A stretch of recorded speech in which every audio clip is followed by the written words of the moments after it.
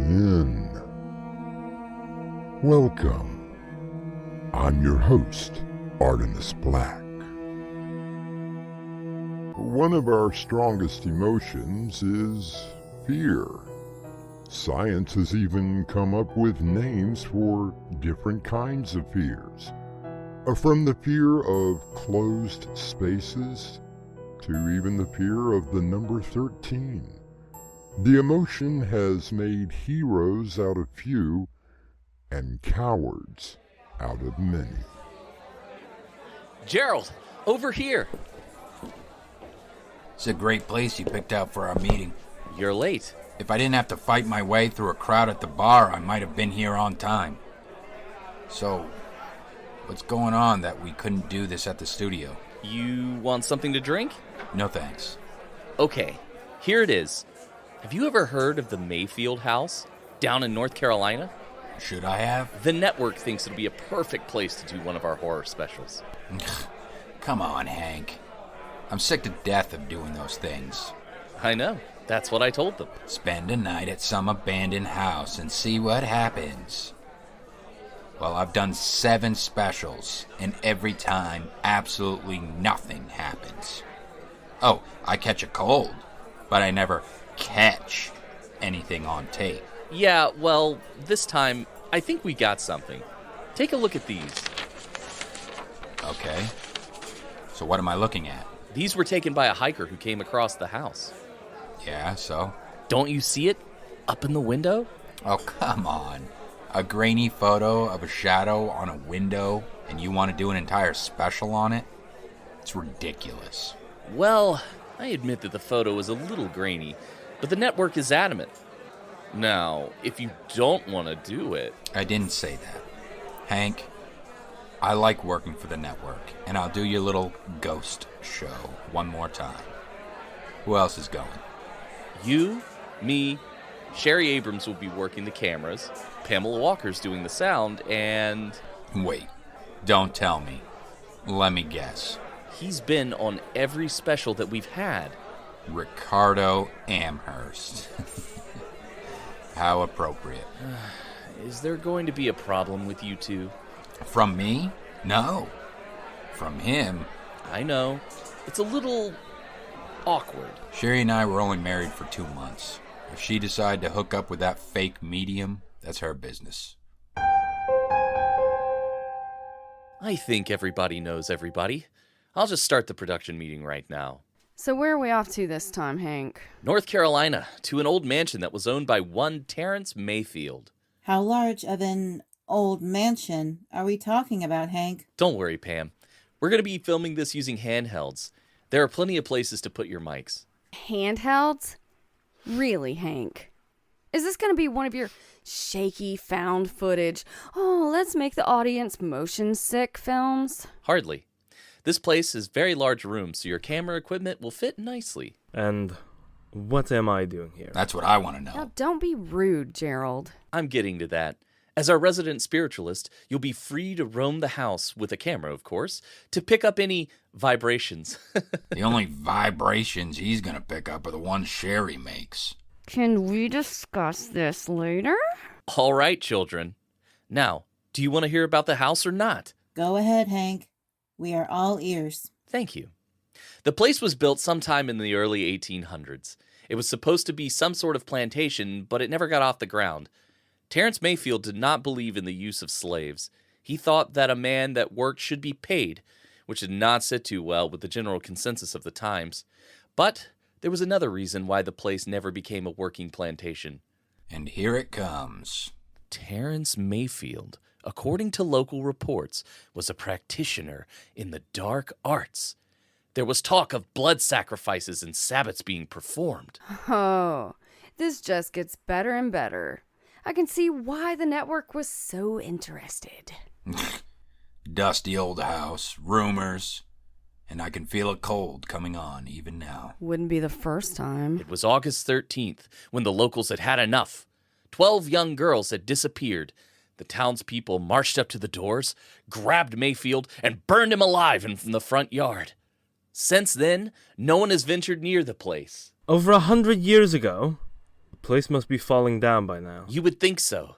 Believe it or not, the house looks brand new. Now, how can that be? Perhaps it has to do with the curse that Mayfield screamed out from the flames. Isn't there always a curse? Well, come on. What was it? According to local legend, the first person to enter the house would be possessed and kill all the others who entered after. They would be cut in half, and their entrails would be eaten. Oh, that's just sick. And the network approved this? Anything for ratings. Well, that's the story. We leave tomorrow, just in time for the anniversary of Mayfield's curse. What do you think?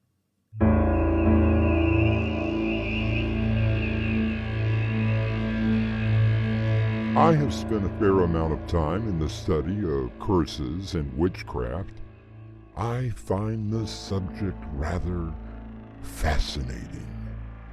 Practicing that ancient religion is something that has, well, never crossed my mind. It can be quite dangerous. I'll be back with Act 2 shortly.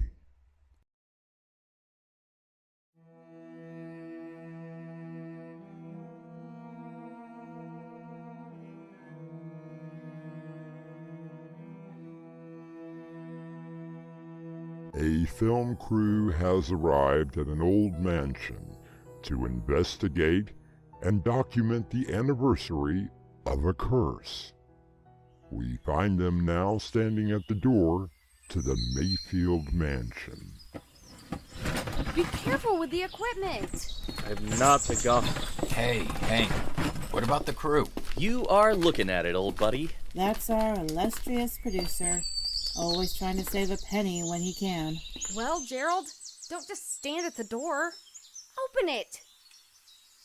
Come on. It's just a house. Wood, brick, mortar, nothing more. Sure. Wood, brick, and mortar. Okay, here goes nothing.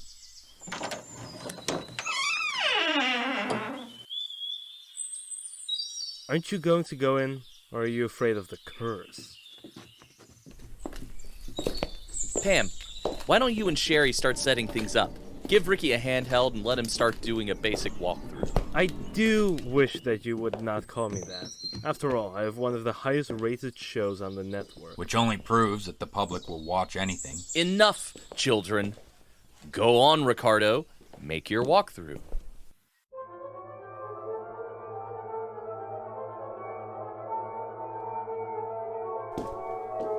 Gloomy old place. Dust everywhere.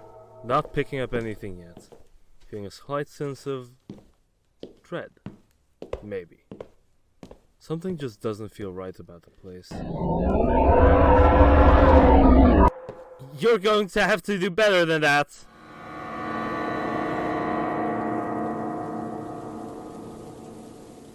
It's really blowing out there. Storms get pretty bad up here. Sherry, did you get the cameras in place? Ready when you are, CB. How about the mics, Pamela? Just getting ready to go upstairs. Take one of the lanterns. Even in the daytime it's dark up there. Don't worry. Back in a minute. Maybe I should go help her. I'm sure she can manage. That was close.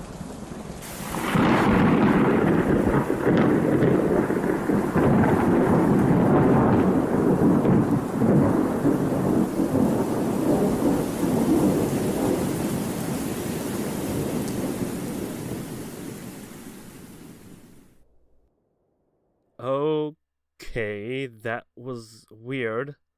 I've never seen a storm just stop like that. What is that? Sounds like something knocking against the wall. It's coming from upstairs.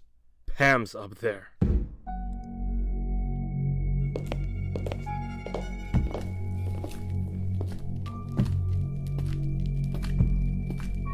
Sounds like it's coming from in here.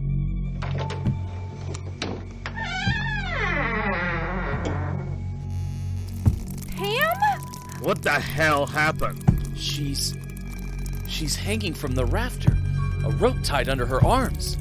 Oh God, her lower half is gone, like it's cut away. But what if it were? It would be on the floor. Where is it?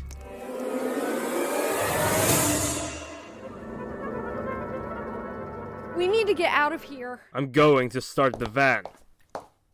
We'll come back for the equipment.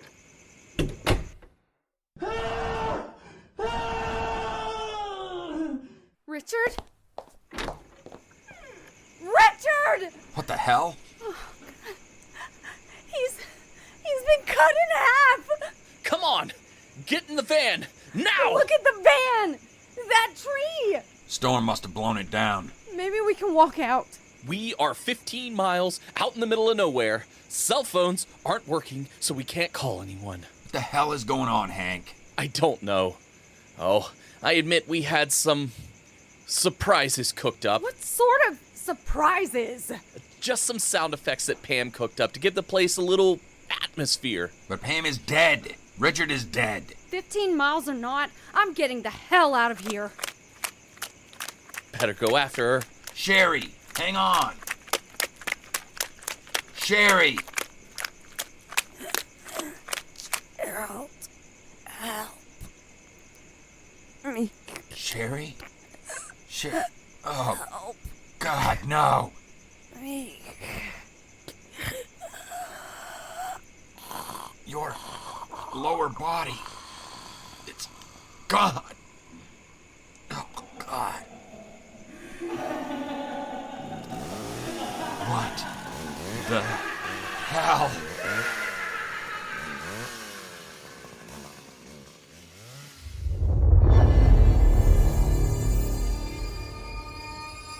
Gerald runs back towards the house, the maniac with the chainsaw close behind.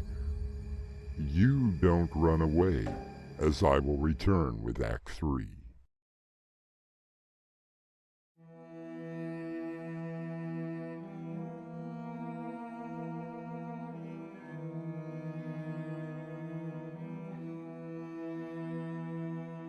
Three human beings have been killed, and Gerald is running away from a what?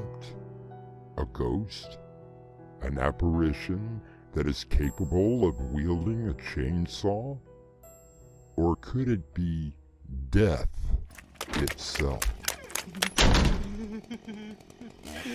What the hell are you?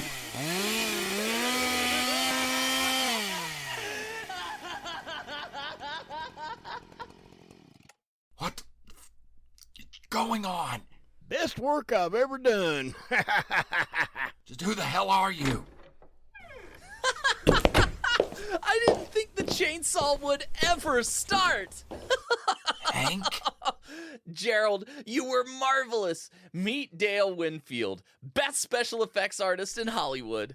How you doing, Gerald? Hank, you had better start explaining. Just go to the living room.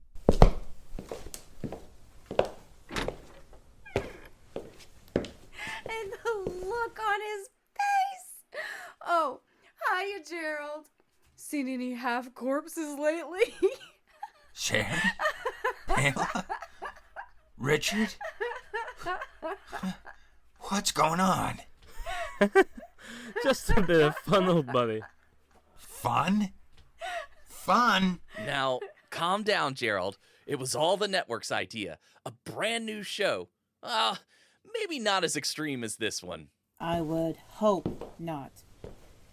Having a cast of your body and face made by Dale was no picnic. Yeah, a brand new show. Try being buried in the ground. I still don't understand. What about the so-called curse? Oh, that was real. I didn't have to make that up. Okay, let's get the equipment and get ready for the real group that's coming here next week. Haven't you forgotten the curse? Oh, come off it, Dale. It's over. Pack up your gear. The first one who goes inside kills all who enter, cuts them in half, eats their entrails. Dale? What's wrong? Yeah, come on, Dale. I was the first one inside, remember? Really? No! I was here first. I had to set up before you got here, which means I was the first one inside. And that means...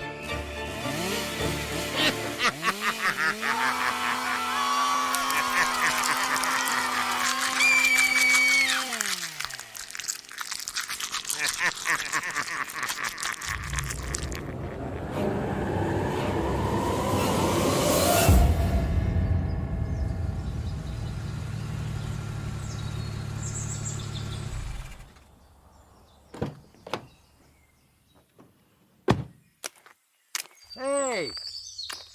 Anybody here?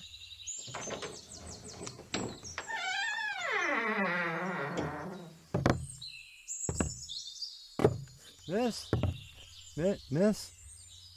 Are you all right? I don't know. I don't know. Who are you? Oh, I'm Mitchell Stanfield from the network. You guys were supposed to check in with us every day, and we haven't heard from you. No, that can't be. He's eaten everyone from the network.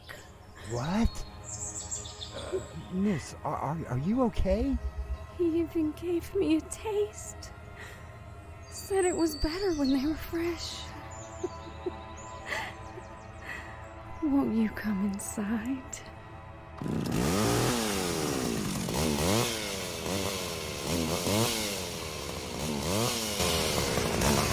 When someone finally came to investigate, they found Dale and Sherry surrounded by corpses, covered in blood, licking their fingers with every bite they take, eating, sucking the meat off the bones. I'll be back with a final word.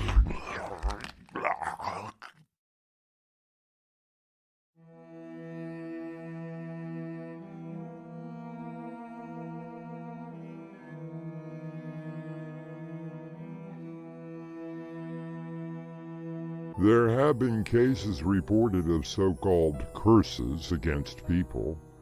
Scientists claim that it is more of a psychological occurrence than a supernatural one. But then, I wonder, can everything be explained with science? Our cast included Mick Davis, Jonathan Rossignol, Crimson McKenzie, Peter Luigtmeier, Jemma Mitchell, William Stafford, and Winslow Swan. The story was edited by Crimson McKenzie, and the production was under the direction of Winslow Swan. And now, a preview of our next tale. Now look, Mr. Trent, you had me shanghaied all the way here, and you've yet to tell me why. You didn't have to come if you didn't want to. I'm sure that the promise of $500,000 piqued your interest. Let's just say that it was a contributing factor. What I don't understand is what exactly you want me to do. Why, it's very simple. I want you to eliminate my wife. But didn't you tell me that your wife was already dead? Very true. But now I need her completely gone. This is your host, Artemis Black, inviting you to return with us through the doorway to nightmare for another adventure into the terrifying world of your imagination. Until next time, slumber peacefully. Epilogue. The butler did it.